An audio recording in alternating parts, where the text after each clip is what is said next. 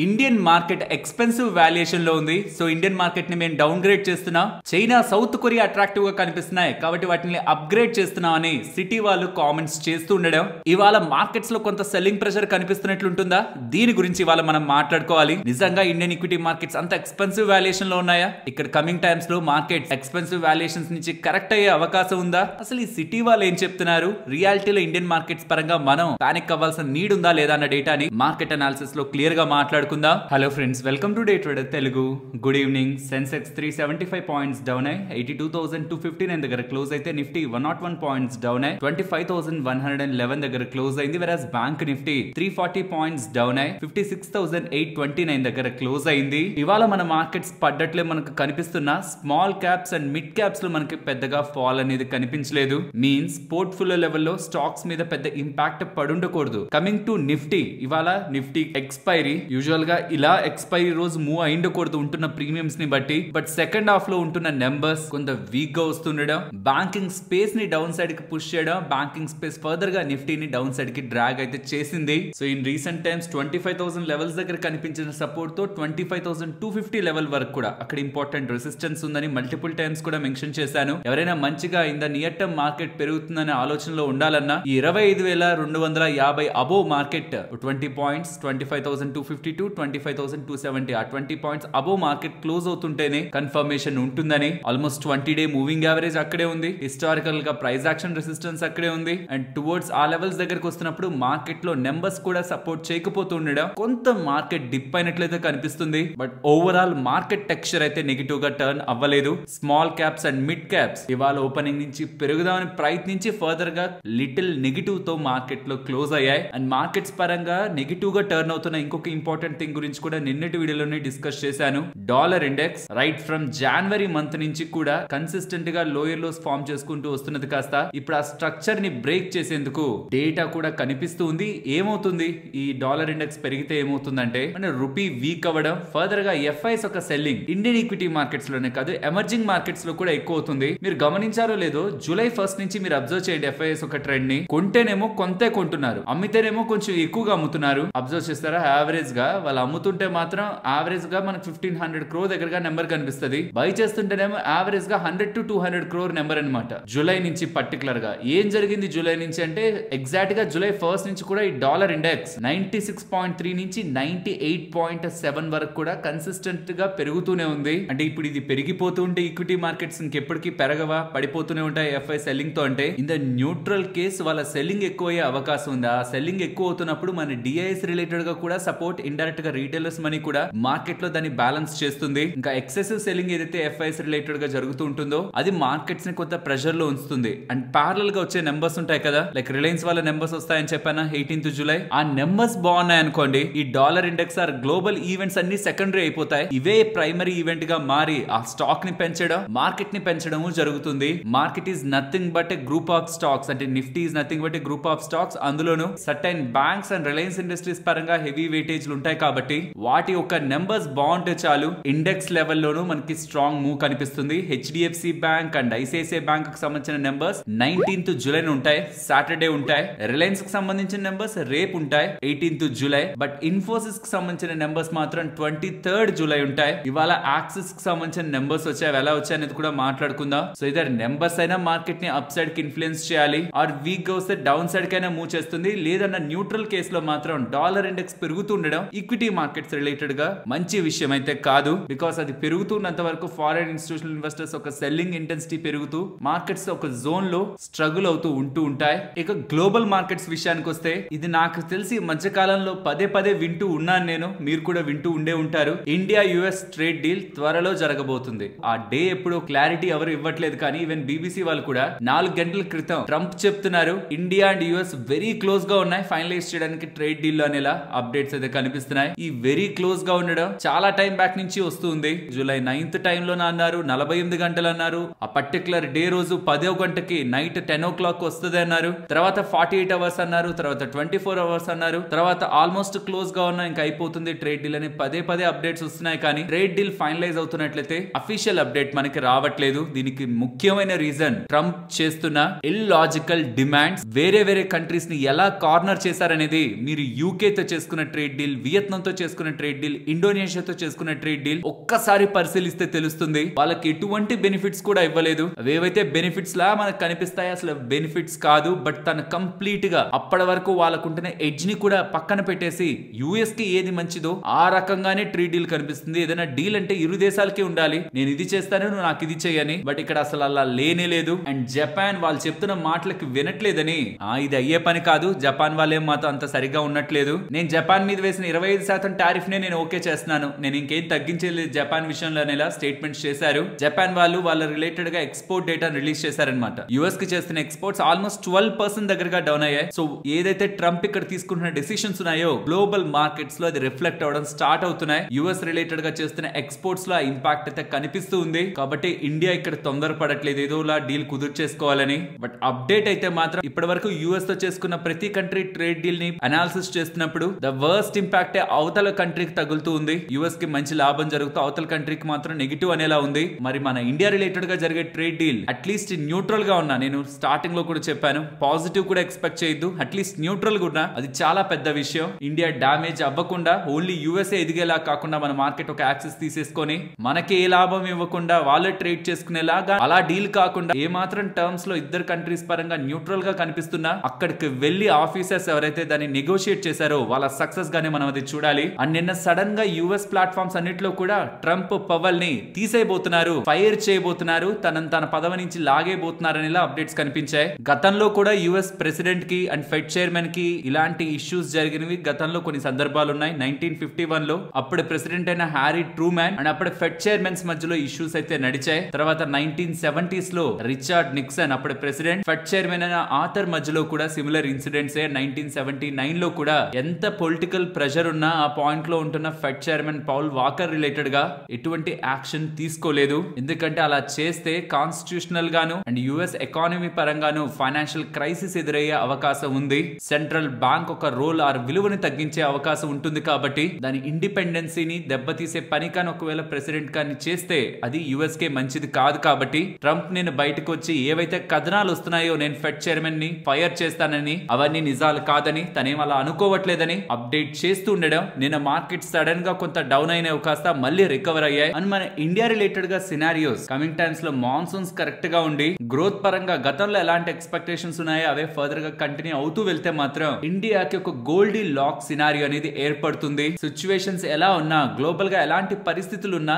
India మాత్రం resilient గా strong గా గ్రో అవుతుంది. FY26 లో నెల chairman of economic advisory council to prime minister chief S Mahendra Dev గారు అయితే అప్డేట్ చేస్తున్నారు. అండ్ రీసెంట్ టైమ్స్ లో ఇన్ఫ్లేషన్ కూడా చాలా తక్కువ వచ్చింది కదా, దీంతో వడ్డీ రేట్ కట్ చేసే అవకాశం ఉందనేలా కూడా ఆర్బీఐ గవర్నర్ గారు సిగ్నల్ ఇస్తున్నట్లు అప్డేట్స్ అయితే కనిపిస్తూ ఉన్నాయి. తారా ఇవ్వరా అనేది మనకి లాస్ట్ ఆ మీటింగ్ లో అప్డేట్ వచ్చేంత వరకు తెలియదు, కానీ ఇచ్చే ఛాన్స్ అయితే ఉంది, ప్రాబబిలిటీ అయితే ఉంది. బికాస్ ఆఫ్ ఇన్ఫ్లేషన్, లో ఇన్ఫ్లేషన్ యుఎస్ కి అట్లాంటి సినారియో లేదు. సో 2012లో మీరు చూస్తే యుఎస్ కి సంబంధించిన ఇన్ఫ్లేషన్ 2% ఉండేది, ఇండియాకి సంబంధించిన ఇన్ఫ్లేషన్ 9% ఉండేది. ఇప్పుడు యుఎస్ కి సంబంధించిన ఇన్ఫ్లేషన్ 2.7 ఉంది, ఇండియాకి సంబంధించిన ఇన్ఫ్లేషన్ 2.1 ఉంది. అండ్ ఇక్కడ నేను ఇది కూడా చెప్తున్నాను, ఇన్ఫ్లేషన్ బాగా తగ్గడం అదే ఎకానమీ రిలేటెడ్ గా ఒక స్ట్రాంగ్ గ్రోత్ మనం సాధించేసామని కాదు. అండ్ ఇన్ఫ్లేషన్ తగ్గిందంటే బయట అన్ని ధరలు తగ్గిపోయాయని కూడా కాదు. రీసెంట్ ఇన్ఫ్లేషన్ డ్రాప్ అవడానికి ఫుడ్ రిలేటెడ్ గా ఉంటున్న ఇన్ఫ్లేషన్ డ్రాప్ అయింది. బట్ మీరు మెడికల్ గా ఇన్సూరెన్స్ తీసుకున్న ఈ రెంట్ల ధరలు పెరగడం కానివ్వండి, బయట నిత్యావసర సరుకులు కానివ్వండి, చాలా వాటి ధరలు ఎక్కడ కూడా మీకేం తగ్గలేదు. బట్ గ్లోబల్ గా కంపేర్ చేస్తున్నప్పుడు మాత్రం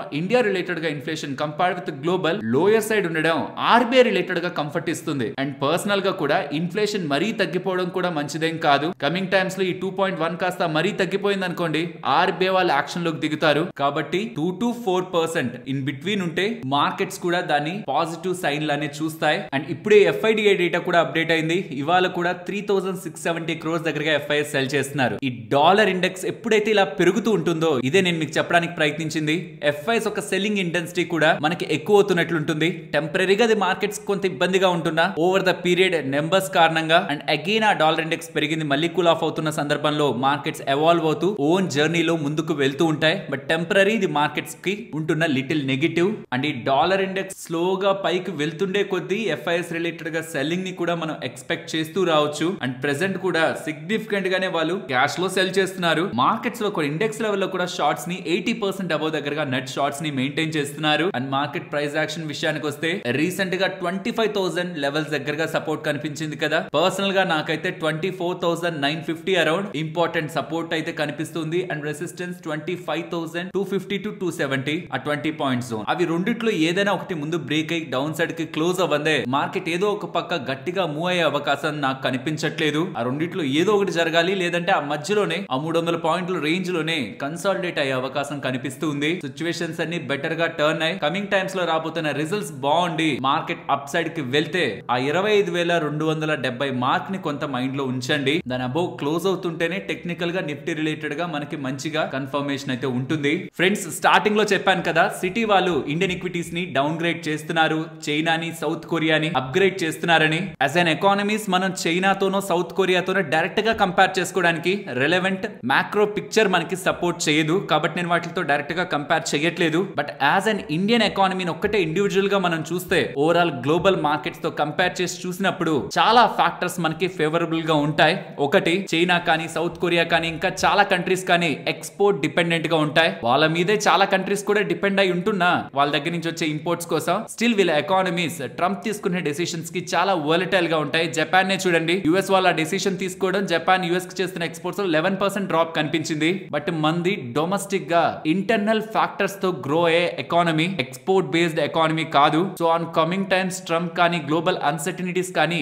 వాళ్ళ మార్కెట్స్ ని ఇంపాక్ట్ చేసినంత మన మార్కెట్స్ ని ఇంపాక్ట్ చేయవు. సో గ్లోబల్ గా ఉంటున్న రిస్క్ వీళ్ళకి ఈ చైనా కానీ సౌత్ కొరియా కానీ ఇతర మార్కెట్స్ కానీ ఉన్నంతగా మన ఇండియాకి ఉండదు. ఫస్ట్ రిస్క్ ని మాట్లాడుకుంటున్నా. అండ్ గ్రోత్ విషయానికి వస్తే రీసెంట్ టైమ్స్ లో స్ట్రాంగ్ గా గ్రో అవుతూ జపాన్ రిలేటెడ్ గా కూడా క్రాస్ చేస్తూ లార్జెస్ట్ ఎకానమీగా ఎవాల్వ్ అవుతుంది ఇండియా. పర్ క్యాపిటల్ ఇన్కమ్ పరంగా మనం చాలా దూరంలోనే ఉన్నాం. బట్ అట్లీస్ట్ ఉంటున్న పాజిటివ్స్ లో ఒక్కొక్క అడుగు వేసుకుంటూనే కదా ఎవరైనా వెళ్ళగలరు. అలా వెళ్తున్న దారిలో ఇండియా ద రైట్ వే లోనే వెళ్తుంది. అండ్ కమింగ్ టైమ్స్ లో యుఎస్ అండ్ ఇండియా మధ్యలో జరిగే ట్రేడ్ డీల్ ఏ మాత్రం కొంత పాజిటివ్ గా మనకుంటున్న ఈ వియత్నాం ఇండోనేషియా రిలేటెడ్ గా వేస్తున్న దానికంటే మన రిలేటెడ్ ఏ మాత్రం బెనిఫిట్ ఉంటున్నా మన ఎక్స్పోర్ట్స్ లో ఆల్మోస్ట్ 19.3% ఎక్స్పోర్ట్స్ యుఎస్ కే వెళ్తాయి. కాబట్టి వాళ్ళకి వేరే వాళ్ళకి వేసిన దానికంటే మన మీద టారిఫ్ తక్కువ ఉంటే చాలు, ఆల్మోస్ట్ మన జీడిపి రిలేటెడ్ గా కూడా ఈ ఎక్స్పోర్ట్స్ పెరగడం కారణంగా పుష్ ఉంటుంది. ఇవన్నీ కూడా మనం కమింగ్ టైమ్స్ లో ఫ్యాక్టర్ చేసుకోవాలి. గ్లోబల్ కంట్రీస్ కున్న రిస్క్ మనకు లేదు. వేరే కంట్రీస్ మీద వేసిన టాక్స్ కంటే మన మీద తక్కువ వేసినా చాలు, ఎగ్జిస్టింగ్ ఉన్న దానికంటే ఎక్కువ ఉన్నా పర్లేదు, వాళ్ళ వేసిన దానికంటే తక్కువ ఉన్నా చాలు. అదే చాలా వరకు మీడియా ప్లాట్ఫామ్స్ రిపోర్ట్ చేసిన అలా ఉంటున్నా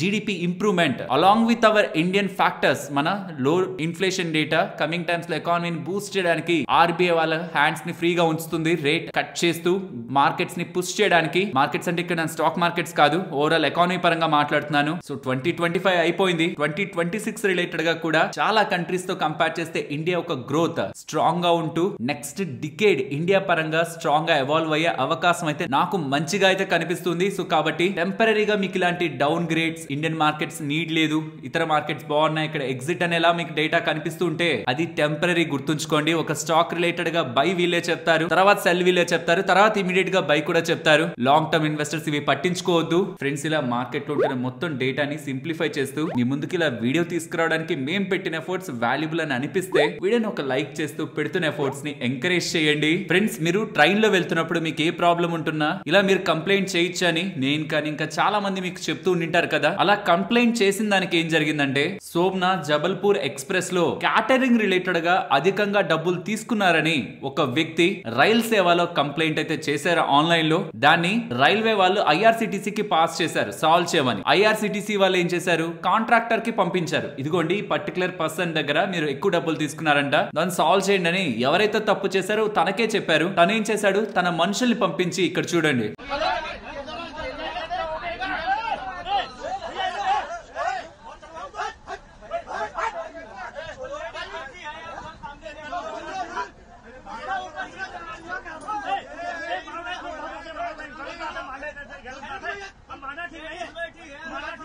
ఇలా ప్యాసింజర్ ని ఇబ్బంది పెట్టే ప్రయత్నం చేశారు, కొట్టారు. ఒక కంప్లైంట్ చేసినప్పుడు ప్యాసింజర్ రిలేటెడ్ గా వివరాల్ని ఎవరైతే తప్పు చేశారో వాళ్ళ వరకు రీచ్ చేస్తే, అది ఎవరు కంప్లైంట్ చేశారో వాళ్ళకి తెలిస్తే వాళ్ళు ఖచ్చితంగా వచ్చి ఇబ్బంది పెడతారు కదా. ప్రతి కంప్లైంట్ ని థర్డ్ పార్టీ వాళ్ళే రిజాల్వ్ చేసేలా ఉండాలి. అసలు ప్యాసింజర్ డీటెయిల్స్ ఎటువంటి పరిస్థితుల్లోనూ లీక్ అయ్యే అవకాశం ఉండకూడదు. ఎందుకు చెప్తున్నానంటే ఎవరైనా ట్రైన్ లో వెళ్తున్నప్పుడు మీకు ఒక ఇష్యూ జరిగితే, ఒకవేళ మీరు ఒంటరిగా ఉన్నారు, కొంత టైం కి దిగేస్తారు అనుకుంటే ట్రైన్ నుంచే కంప్లైంట్ కంప్లైంట్ కాదు, ట్రైన్ దిగేసాకైనా జరిగిన ఇన్సిడెంట్ మీద కంప్లైంట్ చేయండి. బికాస్ అక్కడ ప్రాబ్లమ్ ని మనం చెప్పడం ఎంత ఇంపార్టెంటో మన సేఫ్టీ కూడా ఇంపార్టెంటే. కాబట్టి ఈ కంప్లైంట్స్ అన్ని స్ట్రీమ్ లైన్ అయ్యేంత వరకు, తప్పు చేసిన వాళ్ళకి వివరాలు వెళ్ళవని క్లారిఫికేషన్ వచ్చేంత వరకు కూడా రైల్లో ఉండే మీరు కంప్లైంట్ కాకుండా మొత్తం డేటాని సేకరించి పెట్టుకొని దిగేసాకైనా కంప్లైంట్ ని చేయండి. పర్టికులర్ గా ఈ వెండర్స్ రిలేటెడ్ గా కంప్లైంట్ చేస్తున్నప్పుడు మాత్రం ఒక్కరే ఉంటే మాత్రం జాగ్రత్తగా చూసుకొని మన సేఫ్టీని ఫస్ట్ కన్సిడరేషన్ లో తీసుకొని తర్వాత కంప్లైంట్ చేయడం మంచిది. దీనికి వెస్టర్న్ రైల్వే వాళ్ళు కూడా రియాక్ట్ అయ్యారు. ఎవరైతే అలా చేశారో ఆ కాంట్రాక్టర్ ని ఇమీడియట్ గా క్యాన్సిల్ చేశారని, వాళ్ళ మీద కేసుని కూడా నమోదు చేశారని అయితే చెప్తున్నారు. బట్ ఇందాక నేను చెప్తున్న లాజిక్స్ ని మాత్రం ఒక్కసారి మీకు తెలిసిన ఫ్రెండ్స్ అండ్ ఫ్యామిలీ మెంబర్స్ కూడా చెప్పడానికి ప్రయత్నించండి.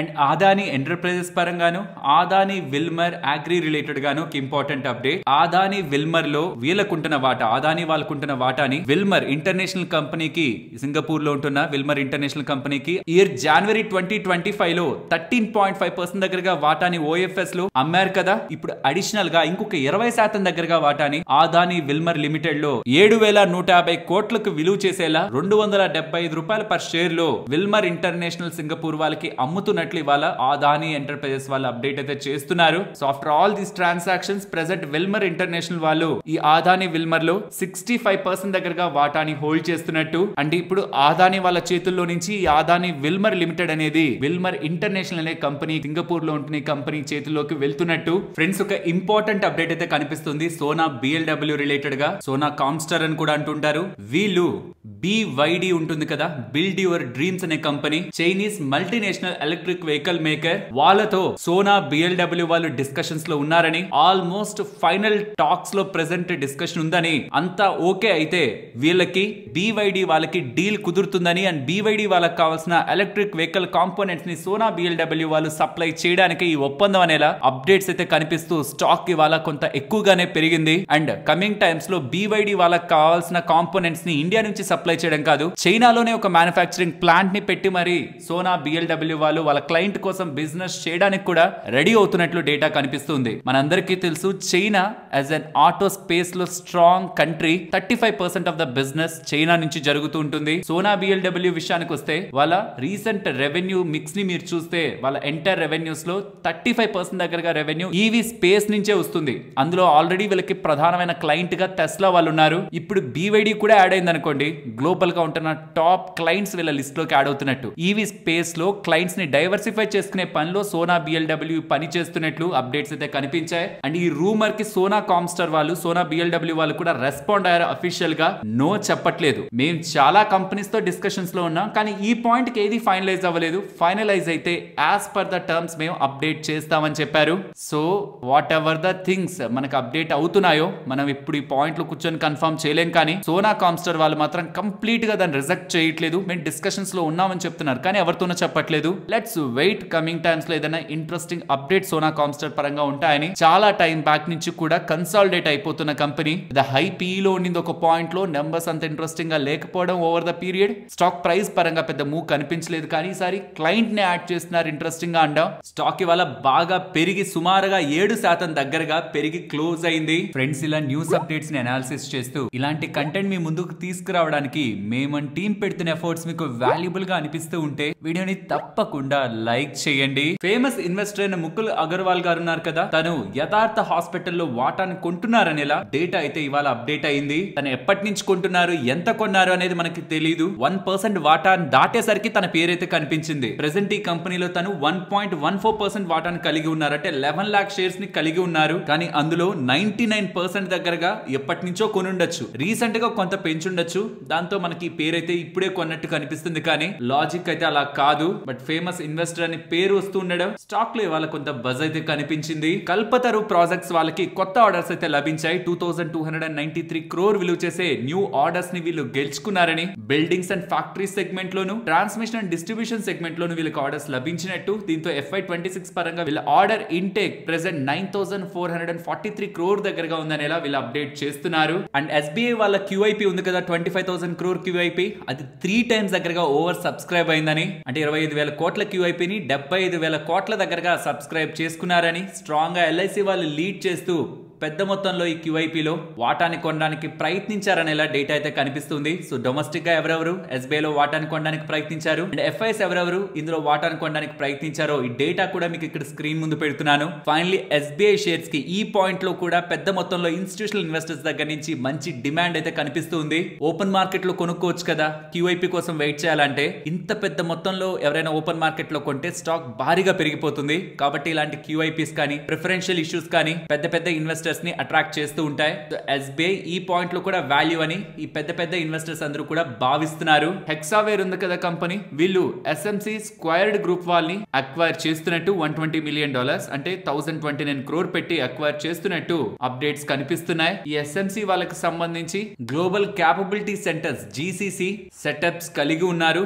ఆల్మోస్ట్ $22.6 million దగ్గరగా టర్న్ ఓవర్ వీళ్ళకి జరుగుతుంది with 500+ employees. India and USA రెండు దేశాల్లో కూడా వీళ్ళకి ప్రెసెన్స్ ఉంది. కాబట్టి వాళ్ళని అక్విజిషన్ చేయడం కారణంగా హెక్సావేర్ కి సంబంధించిన AI analytics and cloud capabilities strengthen అవుతాయని అండ్ ఇది ఆల్ క్యాష్ డీల్, టోటల్ గా ఎటువంటి ఈక్విటీ ట్రాన్సాక్షన్ లేదు. అండ్ ఈ పాటికే మీకు ఈ అప్డేట్ తెలిసే ఉంటుంది. ఎయిర్టెల్ ఎవరెవరైతే యూస్ చేస్తున్నారో మీరు ఎయిర్టెల్ యాప్ లోకి వెళ్లి రివార్డ్స్ దగ్గరికి వెళ్తే 12 months కి సంబంధించిన పర్ప్లెక్సిటీ ప్రో సబ్స్క్రిప్షన్ మీకు అవైలబిలిటీలో ఉంటుంది, ఫ్రీగా క్లెయిమ్ చేసుకోవచ్చు. ఇక్కడ ఇంట్రెస్టింగ్ థింగ్ ఏంటంటే ఎయిర్టెల్ వాళ్ళు పర్ప్లెక్సిటీతో జాయిన్ అవుతున్నారు. దీంతో ఆల్మోస్ట్ 360 million కస్టమర్స్ కి పర్ప్లెక్సిటీ ప్రో అనేది ఇప్పుడు ఫ్రీగా లభిస్తుంది. అంటే 36 crore కస్టమర్స్ కి పర్ప్లెక్సిటీని ఫ్రీగా ఇచ్చేస్తున్నారు. రీసెంట్ టైమ్స్ లో మీరు చూసే ఉంటారు అనుకుంటాను, గూగుల్ వాళ్ళు కూడా వాళ్ళ AI ని 2 TB క్లౌడ్ స్టోరేజ్ ని అండ్ ఇంకొన్ని ప్రో ఫీచర్స్ ని అన్నిటిని కూడా స్టూడెంట్స్ కి, యూనివర్సిటీ స్టూడెంట్స్ కి 1 year పాటు ఫ్రీగా ఇస్తున్నారు. అది కూడా ఒక 19,000 20,000 విలువ చేసేది. ఇక్కడ కూడా అంతే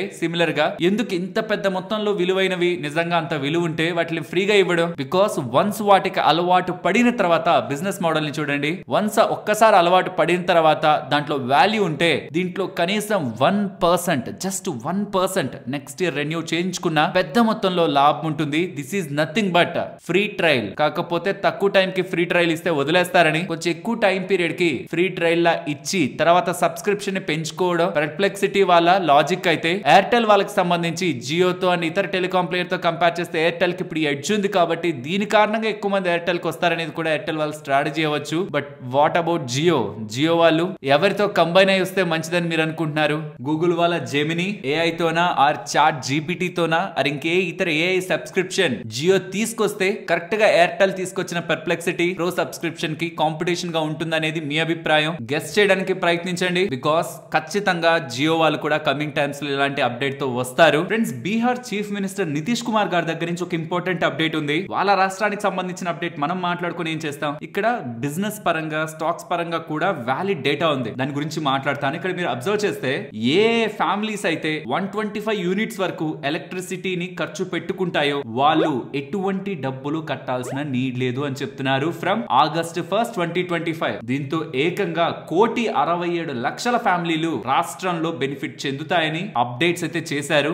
ఇక్కడ స్టాక్స్ పరంగా బిజినెస్ పరంగా ఏ అప్డేట్ లేదని మనం అనుకుంటామా? ఇది చూడండి. నెక్స్ట్ 3 years లో all domestic consumers solar power plants ని, రూఫ్ టాప్ సోలార్ ని ఇన్స్టాల్ చేసుకునే విధంగా తమ ప్రభుత్వం ప్రయత్నిస్తుందని అండ్ గవర్నమెంట్ దీనికి ఎంటైర్ కాస్ట్ ని కూడా భరిస్తుందని, అంటే సోలార్ రూఫ్ టాప్ సోలార్ ని ఇన్స్టాల్ చేయడానికి గవర్నమెంట్ ఎంటైర్ భరిస్తుందని. అలా నెక్స్ట్ 3 years లో 10,000 మెగావాట్ ఆఫ్ సోలార్ ఎనర్జీ అనేది రాష్ట్రంలో అవైలబిలిటీలో తీసుకురావాలని ప్రయత్నిస్తున్నట్టు నితీష్ కుమార్ గారు అప్డేట్ చేస్తున్నారు. ఇక్కడ నుంచి కొంత టైం బ్యాక్ మీరు వెనక్కి వెళ్తే టాటా పవర్ వాళ్ళు చేసిన ఈ అప్డేట్ ని మన మార్కెట్ అనాలిసిస్ వీడియోలో కూడా స్పెషల్ గా మెన్షన్ చేశాను. అది కూడా కొద్ది డేస్ బ్యాక్ July 4th చేసిన అప్డేట్. ఇందులో వీళ్ళు ఏం చెప్తున్నారు, 416% సర్జ్ కనిపిస్తుంది రూఫ్ టాప్ సోలార్ ఇన్స్టాలేషన్స్ లో అంటున్నారు. అది కూడా Q1 FY25 లో. కమింగ్ టైమ్స్ లో ఈ రూఫ్ టాప్ సోలార్ ఇన్స్టాలేషన్స్ అయితే స్ట్రాంగ్ గా ఇంప్రూవ్ చెందే అవకాశం ఉంది. సో ఈ స్పేస్ లో ఈ సోలార్ ప్యానెల్స్ దగ్గర నుంచి ఈ రూఫ్ టాప్ సోలార్ ఇన్స్టాలేషన్ చేసే వరకు power companies like Tata power దగ్గర నుంచి ఈ సోలార్ మాడ్యూల్స్ ని తయారు చేసే వారే ఎనర్జీస్ కానీ, ప్రీమియర్ ఎనర్జీస్ కానీ, వాళ్ళ వరకు ఎంటైర్ వాల్యూ చైన్ రిలేటెడ్ గా కమింగ్ టైమ్స్ లో ఇండియా పరంగా ఫోకస్ చేస్తున్న కంపెనీస్ పరంగా మాత్రం మార్జిన్ వాల్యూ ఎక్కడుందో చూసుకొని ఫోకస్ చేయగలిగితే మంచి బిజినెస్ ఇక్కడ కనిపించే అవకాశం ఉంది. అందులో లీడింగ్ ప్లేయర్ గా మనం టాటా పవర్ ని చూడొచ్చు. రామ్కో సిమెంట్స్ వాళ్ళు ఉన్నారా, వాళ్ళు 2 న్యూ ప్రాజెక్ట్స్ ని కమిషన్ చేశారు. ఒడిశాలో కన్స్ట్రక్షన్ కెమికల్ యూనిట్, అది వాళ్ళకి సంబంధించిన 5th కెమికల్ యూనిట్ అన్నమాట. దీంతో వాళ్ళ total capacity 5 lakh ton per annum దగ్గరగా ఉంటుంది. ఇంకొకటేమో రైల్వే సైడింగ్. ఈ 2 ప్రాజెక్ట్స్ పరంగా ఆపరేషన్ స్టార్ట్ అయ్యేలా రామ్కో సిమెంట్స్ చెప్తున్నారు. అండ్ మారుతి సుజుకి వాళ్ళు వాళ్ళకి సంబంధించిన 2 కారుల్లో ఎర్టిగా అండ్ బెలెనోలో 6 ఎయిర్ బ్యాగ్స్ తోనే కమింగ్ టైమ్స్ లో కార్లను తీసుకురాబోతున్నారని, కాబట్టే కమింగ్ టైమ్స్ లో ఎర్టిగా ఒక కార్ ధరలు 1 నుంచి 4% పెరుగుతాయి, బెలెనో ఒక ధరలు 0.5% దగ్గర నుంచి పెరుగుతాయని, ఇవి ఎఫెక్టివ్ గా 16th జూలై అంటే నిన్నటి నుంచే అమల్లోకి వచ్చాయని ఇలా అప్డేట్ చేశారు. సో ఈ 2 కార్లు ఇంకా నుంచి స్టాండర్డ్ గా 6 ఎయిర్ బ్యాగ్స్ అయితే ఉంటాయి. గోదావరి పవర్ వాళ్ళు ఉన్నారు కదా, వాళ్ళకి ఛత్తీస్గఢ్ లో 2 మిలియన్ టన్ పర్ యానం దగ్గరగా స్టీల్ ప్రొడక్షన్ చేసే యూనిట్ పరంగా green signal environment and forest వాళ్ళ దగ్గర నుంచి మినిస్ట్రీ దగ్గర నుంచి లభించిందని, దీంతో వాళ్ళ కెపాసిటీస్ అండ్ బిజినెస్ ఎక్స్పాండ్ అవబోతున్నాయని ఇలా గోదావరి పవర్ చెప్తున్నారు. జిఎంఆర్ ఎయిర్పోర్ట్ వాళ్ళు వాళ్ళ ఎయిర్పోర్ట్ ట్రాఫిక్ డేటాని జూన్ 2025 మంత్ రిలేటెడ్ గా అండ్ Q1 FY26 పరంగా డేటాను అప్డేట్ చేశారు. Interesting data. డొమెస్టిక్ పరంగా 3% గ్రోత్, ఇంటర్నేషనల్ పరంగా 4.5% దగ్గరగా గ్రోత్ ఇయర్ ఆన్ ఇయర్ లో కనిపించింది. ప్యాసింజర్స్ పరంగా హైదరాబాద్ ఎయిర్పోర్ట్ స్ట్రాంగ్ గా గ్రో అవుతుంది, ఆల్మోస్ట్ 17% ఇయర్ ఆన్ ఇయర్ లో. Delhi airport and Goa airport కొన్ని ఇష్యూస్ అయితే ఫేస్ చేస్తున్నాయి. పర్టికులర్ గా ఢిల్లీ ఎయిర్పోర్ట్ అయితే air space and runway disruptions కారణంగా ఎక్స్పెక్టేషన్స్ కంటే బిలో గ్రో అయింది. గోవా ఎయిర్పోర్ట్ 7% దగ్గరగా ఇయర్ ఆన్ ఇయర్ లో ట్రాఫిక్ పరంగా గ్రో అయితే అయ్యింది. ఓవరాల్ డేటా బెటర్ గానే ఉంది. మీకు గుర్తుంటే వారే ఎనర్జీస్ వాళ్ళు May 19th ఒక అప్డేట్ చేశారు. వీళ్ళు 2 అక్విజిషన్స్ ని చేస్తున్నారు. ఒకటి కామత్ ట్రాన్స్ఫార్మర్స్ అనే కంపెనీని 293 కోట్లు పెట్టి కొంటున్నారని, ఇంకొకటి green new Delhi for ever energy private limited ని కూడా కొంటున్నారని ఇలా అప్డేట్స్ చేశారు కదా. ఇప్పుడు ఆ కామత్ ట్రాన్స్ఫార్మర్స్ ప్రైవేట్ లిమిటెడ్ కొనే ఒక ఆలోచనని డ్రాప్ చేసుకుంటున్నట్టు because of internal reasons. Definitive agreement పరంగా ఉంటున్న అగ్రిమెంట్ ఫైనలైజ్ అవ్వకపోవడమే దీనికి రీజన్ అని, కాబట్టి డీల్ ముందుకు వెళ్ళట్లేదని ఎలా 293 కోట్ల అక్విజిషన్ డీల్ ముందుకు వెళ్ళట్లేదని ఎలా వారే ఎనర్జీస్ వాళ్ళు నిన్న మార్కెట్ క్లోజ్ అయ్యాక అప్డేట్ చేస్తున్నారు. Next results. ఇక్కడ జియో ఫైనాన్స్ నెంబర్స్ మీకు స్క్రీన్ ముందు పెడుతున్నాను. రెవెన్యూ క్వార్టర్ బేసిస్ లో లాస్ట్ క్వార్టర్ లో 493 crores వస్తే ఈసారి ఏమో 612 crores దగ్గరగా వచ్చింది. ప్రాఫిట్స్ లాస్ట్ క్వార్టర్ లో 316 crores వస్తే ఇప్పుడు 325 crore దగ్గరగా వచ్చింది. ఫైనాన్స్ కాస్ట్ మాత్రం గతంలో 7,65 ఉంటే ఈసారి 98,80 పెరిగింది. So in simple terms revenue 16% పెరిగింది క్వార్టర్ లో, ఇయర్ ఆన్ ఇయర్ లో 48% పెరిగింది. ప్రాఫిట్స్ క్వార్టర్ లో 2% పెరిగింది, ఇయర్ ఆన్ ఇయర్ లో 3.8% పెరిగింది. దీనికి ప్రధానమైన కారణం ప్రాఫిట్ రెవెన్యూ కంటే తక్కువ పెరగడానికి కారణం పర్సెంటేజ్ టర్మ్స్ లో ఫైనాన్స్ కాస్ట్ లు చాలా స్ట్రాంగ్ గా పెరిగాయి. ఇంట్రెస్ట్ ఇన్కమ్ క్వార్టర్ బేసిస్ లో 31% పెరిగింది and year on year basis లో 124% పెరిగింది. సో కేవలం ఫైనాన్స్ కాస్ట్ లు పెరగడం కారణంగా ప్రాఫిటబిలిటీ ఇంపాక్ట్ అయింది అనేది మనం గుర్తుంచాలి. సో నెంబర్స్ లో గట్టిగా మాట్లాడుకోవడానికి ఏం లేదు. ఎక్సెప్షనల్ గెయిన్స్ ఆల్మోస్ట్ 28,50,00,000 దగ్గరగా ఉన్నాయి. అది తప్పించి పాజిటివ్ గాను నెగిటివ్ గాను చూడడానికి ఏం లేదు. వీళ్ళు రీసెంట్ టైమ్స్ లో బ్లాక్ రాక్ వాళ్ళతో పార్ట్నర్ అయి ఈ ఏఎం ని పెంచుకుంటూ బిజినెస్ ని ఇంక్రీజ్ చేసుకోవడానికి వేస్తున్న ప్లాన్స్ ఆర్ స్టెప్స్ ఉన్నాయి కదా, అవి మాత్రమే ఇంట్రెస్టింగ్ థింగ్స్ జియో ఫైనాన్స్ పరంగా. Next heritage foods. వీళ్ళ నెంబర్స్ ని అబ్జర్వ్ చేస్తే రెవెన్యూస్ ఏమో 10% పెరిగాయి, బట్ మార్జిన్స్ లాస్ట్ ఇయర్ 9% ఉంటే ఇప్పుడు 6.5% ఉండడం కారణంగా ప్రాఫిట్స్ 31% పడ్డాయి. సో కాబట్టి ఆఫ్టర్ దీస్ నెంబర్స్ స్టాక్ లో కూడా కొంత నెగిటివ్ రియాక్షన్ అయితే మనకి కనిపించింది. Next Polycab numbers. రెవెన్యూ 26% పెరిగింది, ప్రాఫిట్ 49% పెరిగింది ఇయర్ ఆన్ ఇయర్ కంపారిజన్ లో. సెగ్మెంట్ వైడ్ రెవెన్యూస్ చూసారనుకోండి, వైర్స్ అండ్ కేబుల్ బిజినెస్ వీళ్ళ కోర్ బిజినెస్ ఉందా, అది 31% ఇంప్రూవ్ అయింది. Fast moving electronic goods FMEG 18% grow అయింది అండ్ ఈపీసీ సెగ్మెంట్ 19% గ్రో అయింది. Overall solid numbers. Market time లోనే వచ్చింది, స్టాక్ పెద్దగా రియాక్ట్ అవ్వలేదు అండ్ వీళ్ళ FMEG సెగ్మెంట్ ప్రాఫిటబుల్ గా టర్న్ అయింది. ఓవరాల్ పాలీక్యాబ్ నెంబర్స్ స్ట్రాంగ్ గా ఉన్నాయి. Highest ever quarterly revenue, EBITDA, profitability మూడిట్లో కూడా సిగ్నిఫికెంట్ గ్రోత్ ని ఈసారి వీళ్ళు డెలివర్ చేశారు. న్యూజెన్ సాఫ్ట్వేర్ నెంబర్స్ వీక్ గా ఉన్నాయి. ఇయర్ ఆన్ ఇయర్ కంపారిజన్ లో రెవెన్యూ కొంత పెరిగినట్లున్నా క్వార్టర్ లో 25% పడింది రెవెన్యూ. దీంతో ప్రాఫిట్ కూడా 54% పడింది. ఈవెన్ గతంలో కంపేర్ చేసినా ఈసారి అదర్ రెవెన్యూ పెరిగింది, అదర్ ఇన్కమ్ పెరిగింది, బట్ స్టిల్ ఈసారి నెంబర్స్ వీక్ అయ్యాయి అండ్ ఈవెన్ బిజినెస్ డ్రాప్ రెండు యాడ్ అవ్వడం, ప్రాఫిటబిలిటీ రెవెన్యూ డ్రాప్ అయిన దానికంటే ఆల్మోస్ట్ డబుల్ డ్రాప్ అయింది. యూజువల్ గా వీళ్ళ రిలేటెడ్ గా ట్రెండ్ ఎలా ఉంటుందంటే Q1 అనేది చాలా సాఫ్ట్ క్వార్టర్ ఉంటది. ఇయర్ లో ఉంటున్న ఫుల్ బిజినెస్ లో అది 20 to 21% రిఫ్లెక్ట్ చేస్తుంది. రిమైనింగ్ Q2, Q3, Q4 అనేది స్ట్రాంగ్ క్వార్టర్స్. కాబట్టి ఇది క్వార్టర్ లో కంపేర్ చేసే బిజినెస్ అయితే కాదు ఈ పర్టికులర్ స్పేస్ రిలేటెడ్ గా. కాబట్టి ఇయర్ ఆన్ ఇయర్ లో చూస్తున్నప్పుడు రెవెన్యూ 1.8% పెరిగింది, ప్రాఫిటబిలిటీ 4.52% పెరిగింది. మళ్ళీ చెప్తున్నాను, ఇందాక అదర్ ఇన్కమ్ గురించి మెన్షన్ చేశాను. ఈసారి 29 కోట్ల అదర్ ఇన్కమ్, లాస్ట్ టైం 22 కోట్ల అదర్ ఇన్కమ్. అలా దాని ఇంక్లూజన్ లో తీసుకున్నాం అనుకోండి, ఇయర్ ఆన్ ఇయర్ లో 4.5% కూడా ప్రాఫిట్ పెరుగుతున్నట్టు కాదు, డౌన్ అవుతున్నట్టే. ఆల్మోస్ట్ 47 టైమ్స్ లో ట్రేడ్ అవుతున్న కంపెనీ కాబట్టి అదర్ ఇన్కమ్ తీసి చూసినప్పుడు నెంబర్స్ వీక్ ఉండడం స్టాక్ పడ్డానికి ప్రధానమైన కారణం.